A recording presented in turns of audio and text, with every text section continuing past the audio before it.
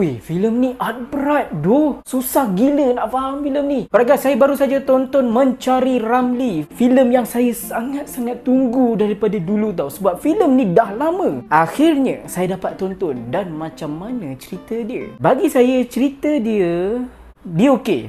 Saya enjoy tengok filem ni. Okey, sebelum apa-apa saya bagi tahu cerita ni dia pasal apa. Mencari Ramli. Adakah filem ni tentang biografi P. Ramlee? Mencari Ramli mengisahkan tentang seorang lelaki yang bernama Zakaria ni. Dia ditugaskan untuk impersonate P. Ramlee untuk menghiburkan seorang wanita yang bernama Zaitun demi melangsaikan hutang dia dengan Along selepas sehari kematian P. Ramlee. Itu cerita dia. Dia bukan pasal biografi P. Ramlee ke apa tak. No.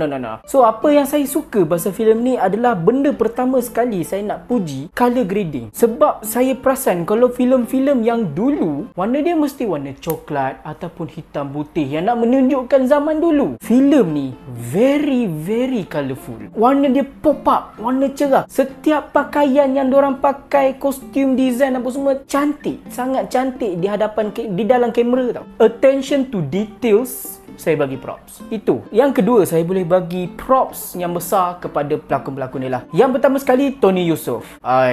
Bulan ni saja ada 3 filem hang. Balas Balik, Martabat, sekarang ni Mencari Ramli. Baik lah, baik. Okey, baik. Dan dia memegang watak Zakaria impersonating P. Ramlee. Lakonan dia berjaya. Kita nampak dia ni tak sanggup untuk jadi P. Ramlee. Dia terpaksa. Tapi apabila P. Ramlee dihina, dia nampak benci. That's great about him lah. Karakter dia. Dan yang kedua saya bagi props dekat Sophia Jane lah. Last saya nampak dia dekat One Cent Thief and she's really wow. The performance yang dia bagi dekat karakter tu betul-betul terasa yang dia ni she's lost something. Dia rindu tapi bila munculnya Zakaria ni hilang segala-galanya. Dan kita juga ada watak-watak yang lain macam Mimi Lana sebagai Yasmin, adik kepada Tony Yusof. Megat Shahriza sebagai Yusof, dia Along. Han Zailani sebagai Saleh dan Abi Madian sebagai Jonet. Dan juga dia tak habis kat situ. Filem ni cameo dia holy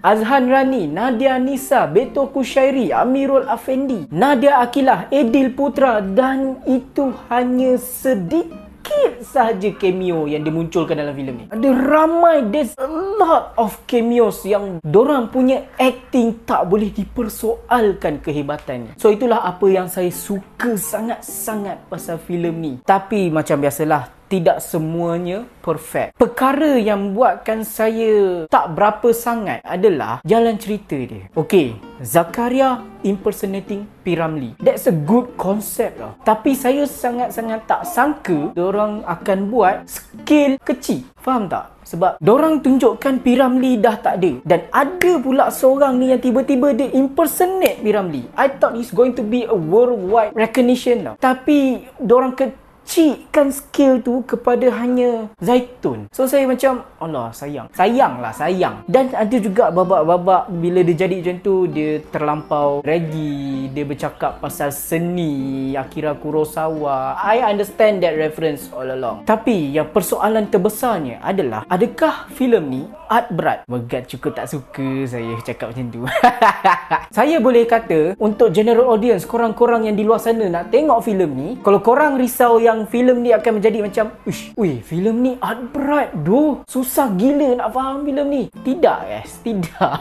Filem ni dia tak berat sangat. Kalau korang tak faham pun reference Akira Kurosawa apa benda semua tu, dia tak ganggu pun jalan cerita dia. Sebab jalan cerita dia saya rasa simple. Dan saya bagi filem ni sebanyak 8/10 bintang. It's a good film untuk tonton. Kalau korang nak tengok sebuah filem ada vibes 70-an, 60-an tu, this is the film lah. So itulah dia saya punya review untuk filem Mencari Ramli. Filem ni dah pun keluar di Pawagam semalam. So korang boleh tengok dah filem ni. Support lokal kita. Jangan tengok secara haram. Apa-apa pun guys, jadilah penonton yang setia. Terima kasih.